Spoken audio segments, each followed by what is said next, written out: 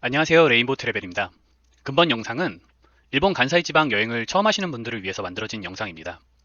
여행을 가셔서 유적지 등을 방문하셨을 때 역사를 알고 가시면 더 재밌거든요. 그래서 여행을 더 재밌게 하기 위한 역사에 대해서 설명해 드리고자 합니다. 우선 이 사진을 보시면 간사이 지방은 현재 효고, 교토, 시가, 오사카, 나라, 와카야마를 간사이 지방이라고 합니다. 그런데 이 간사이 지역은 긴키 지방이라고도 불려집니다. 이 긴키의 한자를 보시면 근교라는 뜻인데, 즉 당시의 수도인 교토에 가까운 지역이어서 붙어진 이름입니다.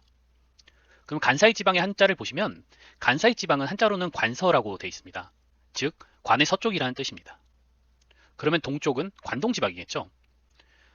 관동 지방은 관동 대지진 때문에 한 번쯤 들어보셨을 거라고 생각합니다. 그러면 기준이 되는 이 관은 어디냐면, 제가 찾아본 바로는 교토가 수도인 시절에 교토를 방어하기 위해 세워진 세 개의 관문들을 말합니다. 이 사진으로 보시면 푸른색 원안해가 교토이고 붉은색 원안해가 세 개의 관문의 대략적인 위치입니다. 다른 사진으로 보시면 후화관이라고 써 있는 곳입니다. 한자로는 불파관, 즉 파괴할 수 없는 관문이라고 쓰여져 있는데, 이걸 보면 당시에 중요한 관문이었던 것 같습니다.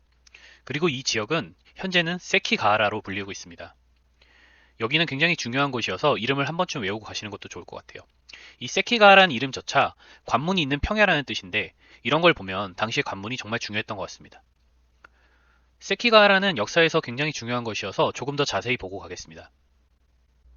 구글어스에서 보시면 이 빨간색 부분이 세키가하라입니다. 지도를 보면 알 수 있듯이 일본도 산지가 굉장히 많습니다. 그럼 당시에 이 동쪽에서 교토로 가기 위해서는 세 가지 정도 큰 길이 있는데, 먼저 이 위쪽에서 오는 길, 그리고 이 중간 부분에서 오는 길, 그리고 이 밑을 통해서 오는 길이 있습니다.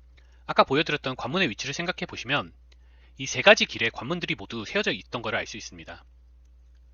좀 더 자세히 살펴보면 이 세키가하라 같은 경우에는 주위에 산맥이 둘러싸여 있어서 평야가 여기밖에 없고요. 그렇다면 당시에 동쪽에서 오는 군대를 막거나 상인들의 통행세를 부과하기 위해서는 굉장히 좋은 위치였던 것 같습니다. 이 세키가하라 지역은 앞서 봤듯이 지역적으로도 매우 중요하지만 역사적으로도 매우 중요한 곳입니다. 도쿠가와 이에야스가 도요토미 히데요시의 잔당과 싸워서 이기게 되고 전국의 패권을 다시 잡게 되는데, 그게 세키가하라 전투입니다. 이 전투에서 도쿠가와 이에야스가 패권을 잡게 되고 무로마치 막부 시대가 끝나면서 에도 시대가 열리게 됩니다. 물론 조금 후의 일이긴 하지만 기존의 교토가 수도였다면 이제 중심지는 도쿄로 변하게 됩니다. 여기까지가 간사이 지방의 큰 틀이었고요. 이제 각 지역별로 유적지와 역사를 설명해 드리기 위해서는 일본의 큰 역사의 틀을 아셔야 합니다. 일본 역사를 큰 틀로 보겠습니다. 신라 시대는 좀 제외하고요. 그다음에 야마토 시대가 열리게 되는데, 해당 지도를 보시면 각 시대의 중심 지역을 나타낸 곳입니다. 야마토 시대, 나라 시대, 그리고 도쿄가 중심지가 되는 헤이안 시대, 그리고 가마쿠라 막부 시대, 다시 교토가 중심지가 되는 무로마치 막부 시대, 그리고 전국 시대를 지나서 지금의 수도인 도쿄가 중심지가 되는 에도 시대입니다. 그 이후로는 메이지 유신 이후로 근대 일본은 계속 도쿄가 중심지 역할을 합니다. 물론 이 시대를 조금 더 세분화해서 나눌 수도 있겠지만 쉽게 기억하기 위해서 그러지 않도록 하겠습니다. 그리고 간사이 지방과 관련해서 설명해 드릴 내용은 야마토 시대부터 전국 시대 말기까지입니다. 그러면 야마토 시대부터 살펴보도록 하겠습니다. 야마토 시대의 주요 지역은 아스카 지역입니다. 그 아스카는 현재 나라현에 속한 촌입니다. 굉장히 작은 지역이고요. 여기서 이렇게 보시면 이 지도에서 여기가 아스카입니다. 이 야마토 시대는 우리나라로 치면 삼국시대에 해당하는 시기인데, 이때가 국가로서의 체계를 성립하는 시기라고 보시면 됩니다. 저희 국사 시간에 배우셨듯이 율령반포, 관직체계 정비, 불교 정파 등 이 고대 국가의 틀이라고 할 수 있는 일련의 작업들이 필요한데, 이 시기에 일어났고 이걸 주도한 사람이 쇼토쿠 태자입니다. 그리고 이 쇼토쿠 태자는 고구려 해자를 스승으로 받아들이고 불교 전파를 주도합니다. 또 기억하실 점으로는 야마토 시대에는 외척이 굉장히 강했는데요. 이 소가시라는 외척이 큰 힘을 가지고 정치를 좌지우지했습니다. 그래서 이 지역에 가시면 성무대 고분이라고 있는데, 여기가 지금 성무대 고분, 여기가 성무대 고분인데 큰 돌로 만든 소가시의 무덤이 있습니다. 다카마스 고분도 여기에 있거든요. 저희 국사책에서 볼 수 있는 고구려 벽화랑 비슷하다는 다카마스 고분이 여기에 있습니다. 그리고 도레인 조상을 섬기는 신사 오미야이 신사도 있습니다. 이 도레인이라는 개념은 저는 그 유흥전 교수님의 책에서 처음 봤는데, 이 백제의 사람들이 당시에 삼국시대에서 이제 패배하게 되면서 많이 일본으로 넘어오게 되거든요. 그런 분들을 이제 도레인이라고 표현을 하고요. 당시에 이 야마토 시대에는 이 도레인들이 정착을 해가지고 많은 문화를 발전시킵니다. 이 소가시의 권력은 나카노 오의 황태자랑 그리고 나가토미노 가마타리에 의해서 암살되면서 막을 내리게 됩니다. 여기서 나가토미노 가마타리는 중요한데요.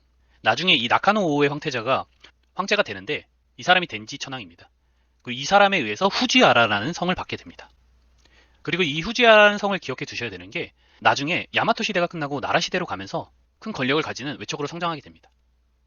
나라 시대부터 헤이안 시대까지 오랜 기간 동안 막강한 권력을 휘두르게 됩니다.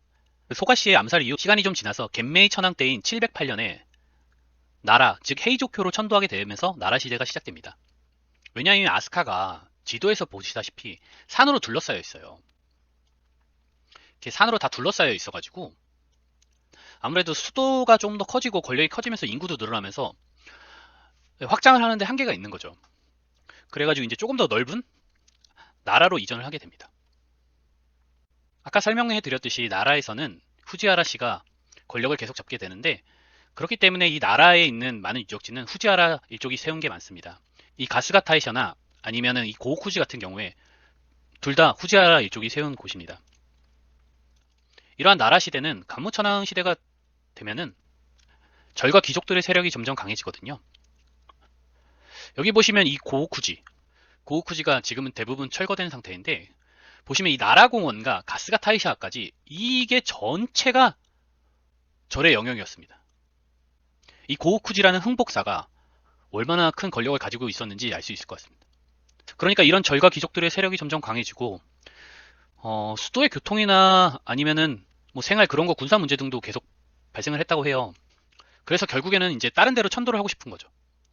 그래서 결국 천도를 하는 게 헤이안, 즉 교토입니다. 그리고 이 헤이안 시대는 약 390년간 이어집니다. 그리고 여기서 잠깐 여행이랑은 상관없을 수도 있지만 흥미로울 수 있는 헤이안 시대의 역사를 조금 설명해 드리겠습니다.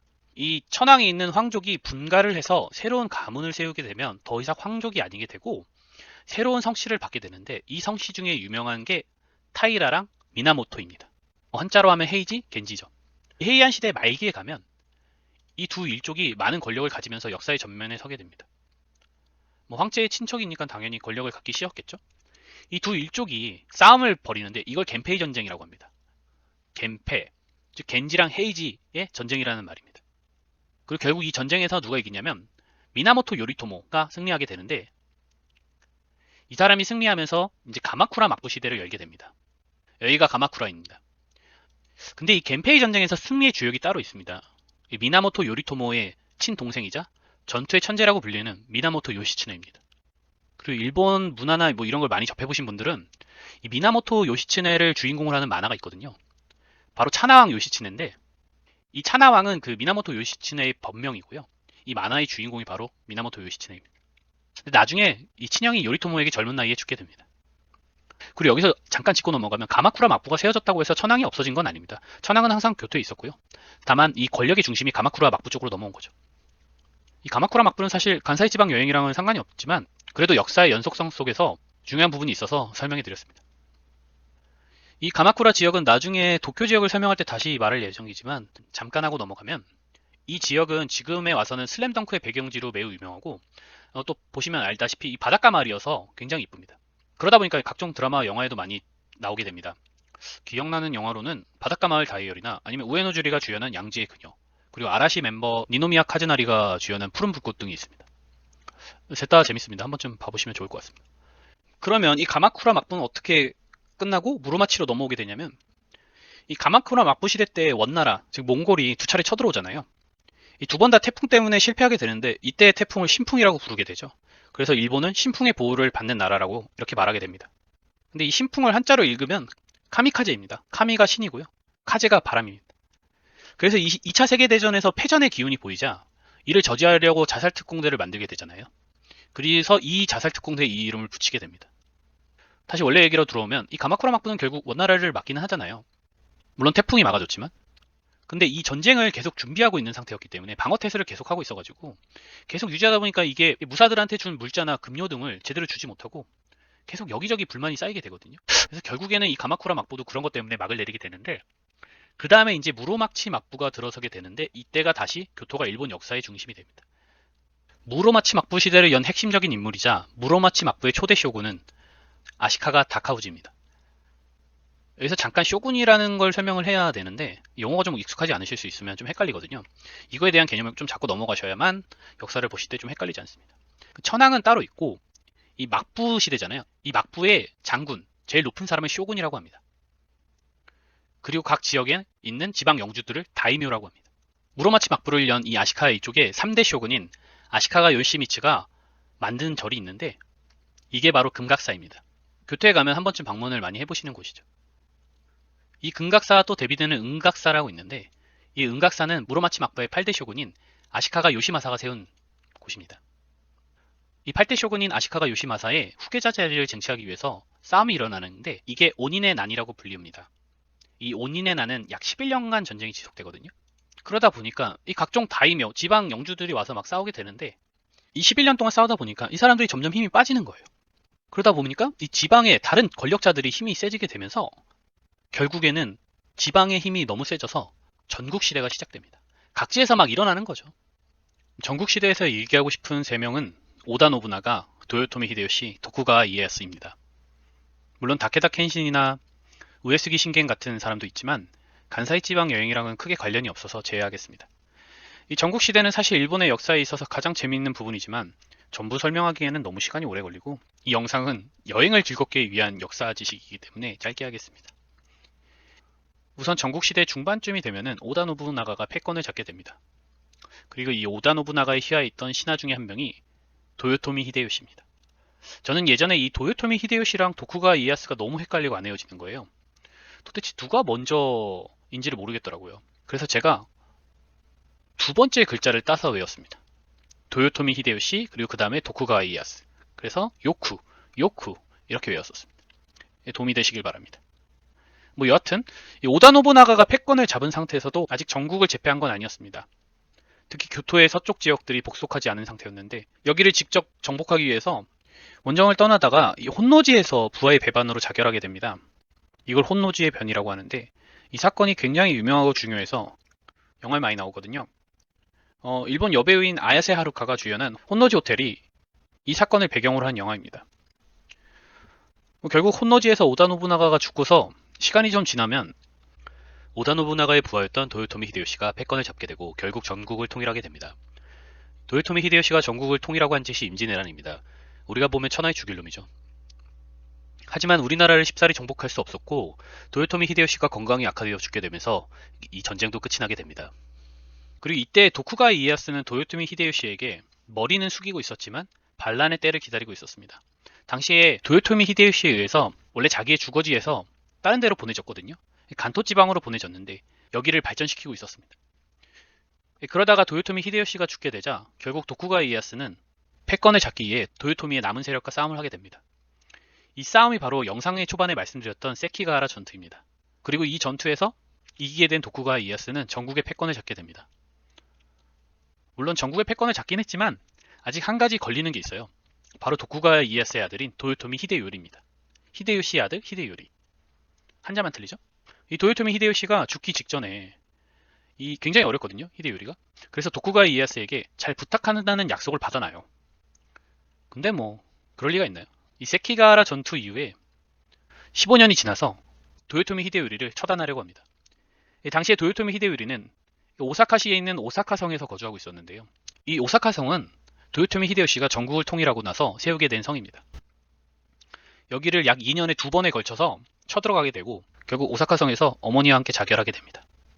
나중에 이 오사카성을 가보실 때 뭐 지금은 물론 화재 때문에 다시 지은 거긴 하지만 그 장소에서 그 역사가 있었다는 걸 생각하면서 보시면 재미가 있을 것 같아요. 이 오사카성 전투도 매우 재밌거든요. 뭐랄까 당시에는 이렇게 멍청한 짓을 했지? 라고 생각할 수 있을 만한 전투라서 궁금하시면 한 번쯤 찾아보시면 재밌을 겁니다. 그럼 여기까지가 이번 영상의 마지막이고요. 간사이 지방을 여행하시기 전에 이 정도의 역사 배경을 가지고 가신다면 훨씬 더 재미있는 여행이 되실 거라고 믿습니다. 그럼 다음 영상에서는 각 지역별로 관광지나 혹은 처음 가셨을 때 가볼 만한 여행 코스들을 안내해 드리겠습니다. 감사합니다.